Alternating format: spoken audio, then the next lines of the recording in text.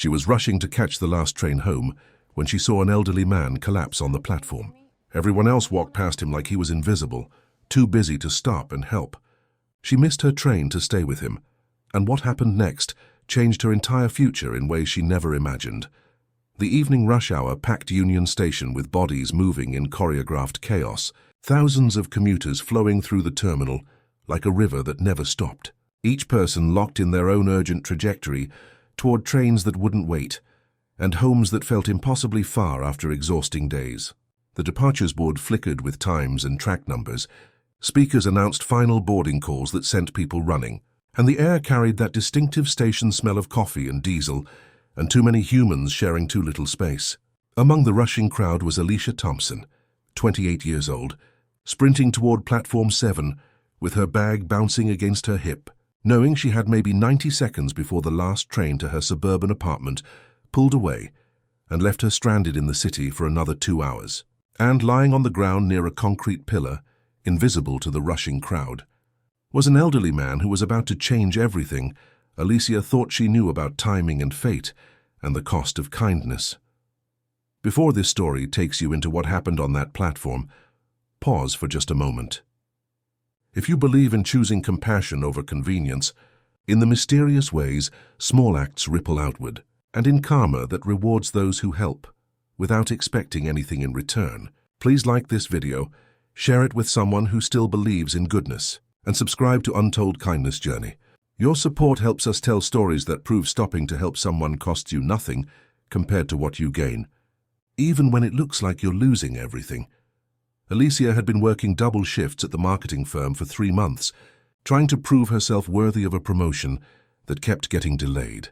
Exhausted to her bones, but unable to slow down because student loans didn't care about fatigue and rent, came due regardless of how tired you were.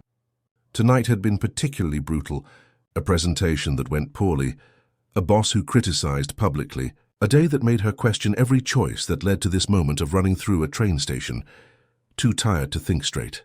She'd checked the time obsessively all day, calculating exactly when she needed to leave to catch the last direct train, the one that got her home by 10 instead of midnight, the difference between getting 5 hours of sleep or 3 before tomorrow's early meeting. She was 20 feet from the platform entrance when she saw him, an elderly white man crumpled against a support column, his body at an angle that looked wrong, his weathered face pale and confused. People stepped around him without looking, without slowing, treating him like an obstacle rather than a human being who'd clearly fallen and couldn't get up. Alicia's feet carried her 3 more steps toward her train before her conscience grabbed her like a physical force and stopped her cold.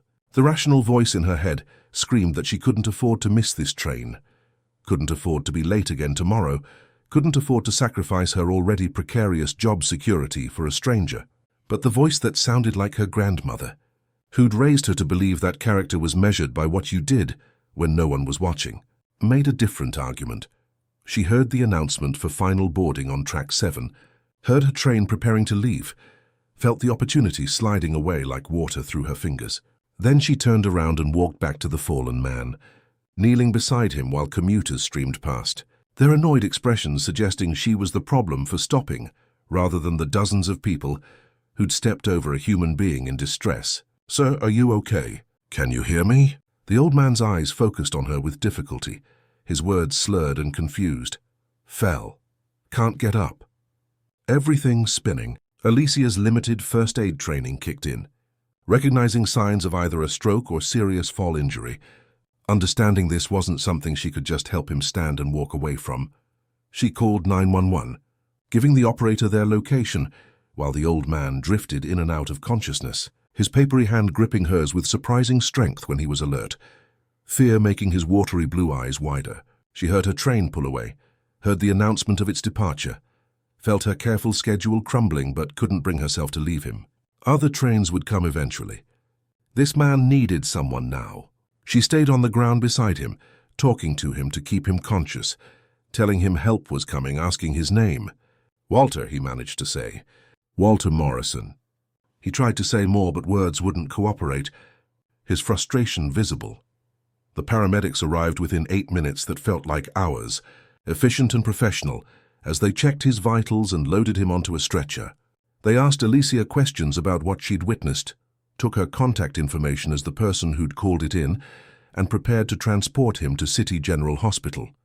Walter's hand reached for Alicia one more time before they wheeled him away, his eyes holding gratitude words couldn't express. She nodded, squeezed his hand gently, and watched them disappear into the ambulance, while she stood alone on a now quiet platform, her clothes dirty from kneeling on the station floor, her train long gone, her tomorrow already complicated beyond repair. The next train didn't come for 90 minutes.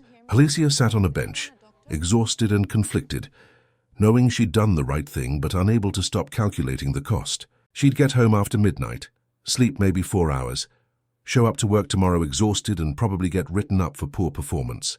Her boss had already made it clear she was on thin ice, and this would likely be the excuse needed to pass her over for promotion again or worse. She felt tears of frustration burning behind her eyes, tired of being the person who always did the right thing, while others who stepped over fallen men went home on time and got promoted anyway. 3 days passed. Alicia dragged herself through work, her performance suffering from exhaustion, her boss making pointed comments about reliability and commitment. On Wednesday afternoon, she was called to the executive conference room. Assuming this was the termination she'd been dreading, her career ending because she'd chosen to help someone instead of protecting herself. But when she walked through that door, she found not just her boss but the company's CEO, a woman she'd only seen from a distance. And sitting beside the CEO was Walter Morrison, elderly but alert, looking dramatically better than when she'd left him with paramedics. The CEO stood, her expression warm. "Ms. Thompson, thank you for joining us. I want to introduce you to Walter Morrison, who I believe you've met. Walter is my father. He'd been visiting me at the office Wednesday evening and insisted on taking the train home despite my offering him a car. He had a stroke on that platform. The doctors said if he'd been left alone another 20 minutes, the damage would have been catastrophic, possibly fatal. You saved his life by staying with him, by calling for help immediately, by choosing him over your own convenience. Walter has spent 3 days in the hospital telling everyone who would listen about the young woman who missed her train to help a stranger. And when he told me where you worked, I made some calls." Alicia stood frozen, her tired brain struggling to process what was happening. Walter spoke, his words still slightly slurred but understandable. "You stopped when everyone else walked by. You stayed when you had every reason to leave. You gave up something that cost you, and you did it because it was right." The CEO continued, "I've reviewed your performance records. You're talented, hard-working, and apparently possess the kind of character that's rare in any industry. Your current supervisor has been underutilizing you, possibly due to biases he's not even aware he holds. Effective immediately, you're being transferred to my direct team as Senior Project Director, with a 40% salary increase and an office on the executive floor. Consider it a thank you for saving my father, but also recognition of talent that's been overlooked too long." Alicia felt tears stream down her face, overwhelmed by the impossibility of the moment. By the way, her worst professional week had somehow transformed into her biggest career break because she'd chosen kindness over convenience. "But it gets better," the CEO added. "The company is establishing a scholarship program in your name for students pursuing business degrees, funded initially with $50,000.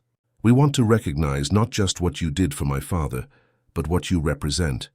The kind of person who succeeds without sacrificing humanity, who climbs without stepping on others, who stops running long enough to help someone who's fallen." The promotion changed Alicia's life in practical ways, solving immediate financial pressures and opening career doors that had been closed. But the bigger change was internal. Confirmation that her grandmother had been right, that doing the right thing eventually pays returns, even when the immediate cost seems too high. That character matters more than convenience, even in a world that seems to reward the opposite. She and Walter became close, his recovery complete enough that he insisted on taking her to lunch monthly. Their unlikely friendship, based on a moment when she'd chosen to see him as human rather than obstacle. Alicia never forgot the feeling of watching her train pull away, the sinking certainty that she'd just sacrificed something important for someone who'd probably never know or care about her sacrifice. But standing in that conference room, Understanding that the worst professional week of her life had been a test she'd passed without knowing she was being tested, she learned something about timing and fate that no business school could teach. Sometimes missing the train you're supposed to catch puts you exactly where you need to be. Sometimes losing what you think you can't afford to lose opens space for something better. And sometimes the universe rewards kindness not immediately, not obviously, but with perfect timing, when you need it most.